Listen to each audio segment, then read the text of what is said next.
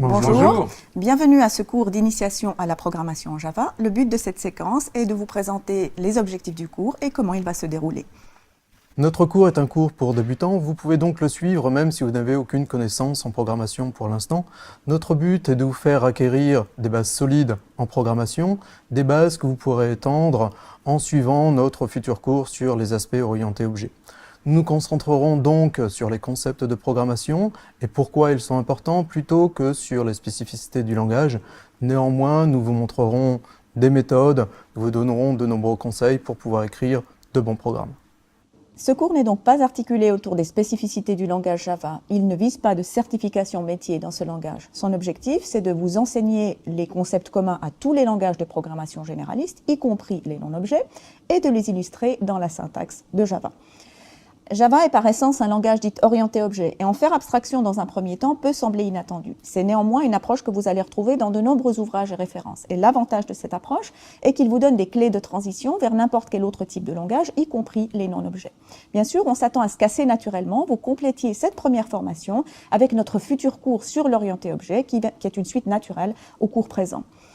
Une des conséquences de cette approche, c'est que tout l'outillage spécifique à Java, ce qu'on appelle communément l'API, est quelque chose qui va être présenté très superficiellement dans le cadre de ce cours. En suivant les deux formations, l'initiation à la programmation Java et l'orienté objet, vous disposerez de tout l'outillage nécessaire, soit pour vous spécialiser en Java, soit pour transiter vers un autre langage de programmation généraliste.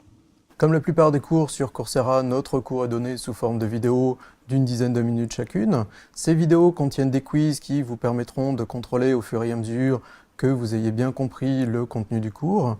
Mais en plus de suivre le cours, il vous faudra pratiquer et pour cela vous disposerez de quiz supplémentaires en plus de ceux qui sont donnés dans les vidéos, des exercices qui ne seront pas notés et qui vous permettront de vous entraîner et des devoirs à rendre qui eux seront notés.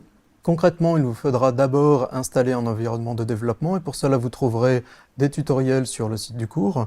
Nous mettrons les vidéos du cours en ligne toutes les semaines. Vous devrez rendre 4 devoirs notés et pour chacun des devoirs vous disposerez d'un délai de 2 semaines. Et vous disposerez également d'un forum qui vous permettra d'échanger avec les autres étudiants et de poser et répondre à des questions. Pour apprendre à programmer, il est fondamental de pratiquer, exactement comme on doit le faire pour apprendre à jouer d'un instrument de musique. Pas de pratique, pas de bonne programmation, voire même pas de programmation du tout.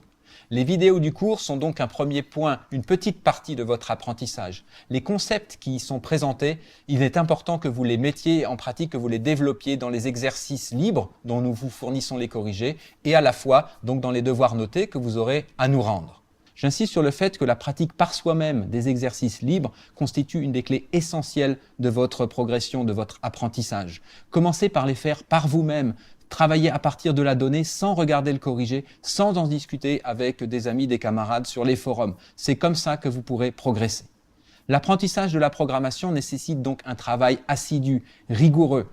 Si vous pratiquez les exercices que nous vous proposons et rendez tous les devoirs notés que nous attendons, alors vous devriez faire de bons progrès en programmation, lesquels seront à la fin validés par un certificat Coursera. Nous nous réjouissons de vous donner ce cours.